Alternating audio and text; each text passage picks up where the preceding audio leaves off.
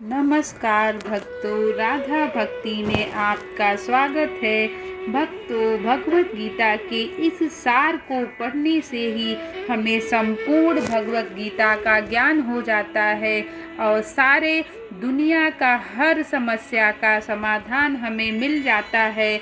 भगवान कृष्ण कहते हैं कि इस कलयुग में जो लोग पर्याप्त बुद्धिमान हैं वे भगवान की उनके पारदर्शों सहित संकीर्तन यज्ञ द्वारा पूजा करेंगे। धृतराष्ट्र ने कहा, हे संजय, धर्म भूमि कुरुक्षेत्र में युद्ध की इच्छा से एकत्र हुए मेरे तथा पांडु के पुत्रों ने क्या किया।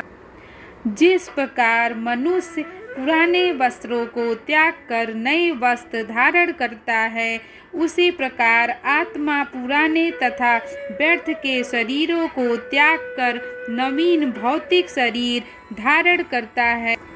प्रत्येक व्यक्ति इस भौतिक शरीर रूपी रथ पर आरूढ़ है और बुद्धि इसका सारथी है, मन लगाम है तथा इंद्रियां घोड़े हैं। इस प्रकार मन तथा इंद्रियों की संगति से यह आत्मा सुख या दुख का भोगता है। संसार के सारे भौतिक कार्यकलाप प्रकृति के 3 गुणों के अधीन संपन्न होते हैं। यद्यपि प्रकृति के 3 गुण परमेश्वर कृष्ण से उद्धृत हैं, फिर भी भगवान कृष्ण उनके अधीन नहीं होते।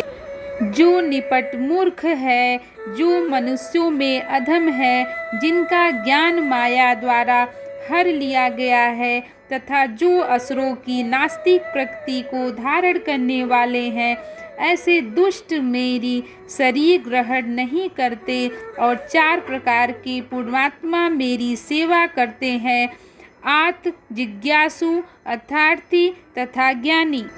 योग में सिद्ध योगी अपने शरीर को त्यागने के स्थान तथा समय की व्यवस्था कर सकते हैं।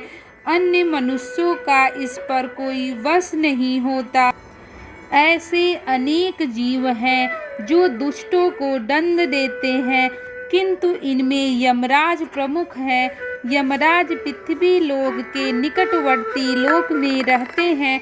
मृत्यु के बाद पापी लोगों को दंड देते हैं और यमराज उन्हें तरह तरह का दंड देने की व्यवस्था करते हैं और वो यमराज लोक में ले जाकर उनको कई तरीके से प्रताड़ित करते हैं।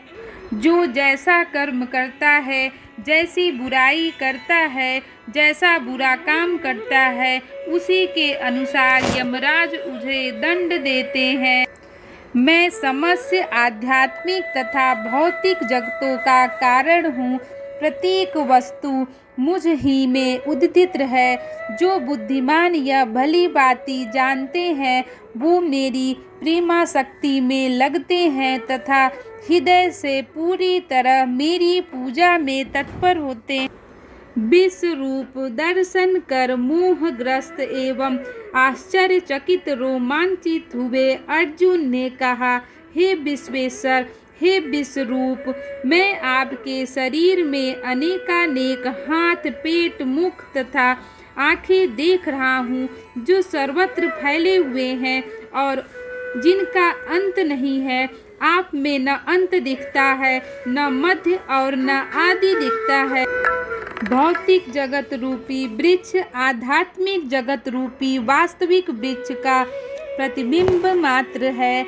इस भौतिक जगत रूपी वृक्ष में आसक्त रहने वाले मनुष्य की मुक्ति की कोई संभावना नहीं होती, लेकिन जो मनुष्य आध्यात्मिक जगत रूप में वृक्ष को समझ लेता है, वह आत्मोन्नति कर सकता है।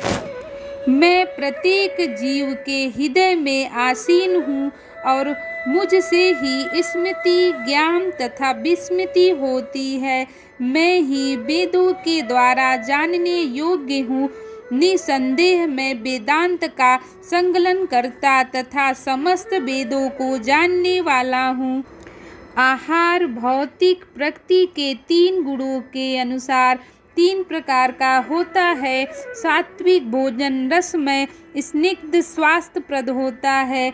अत्यधिक तीखे, खट्टे, नमकीन, गरम, चटपटे, शुष्क तथा जलन उत्पन्न करने वाले भोजन रजोगुणी व्यक्तियों को प्रिय होते हैं। स्वादहीन, वियोजित तथा सड़ा, जूठा तथा अस्पृष्ट वस्तुओं से युक्त भोजन तामसिक होता है। जय श्री राधे कृष्णा। बोलो कृष्ण भगवान की जय।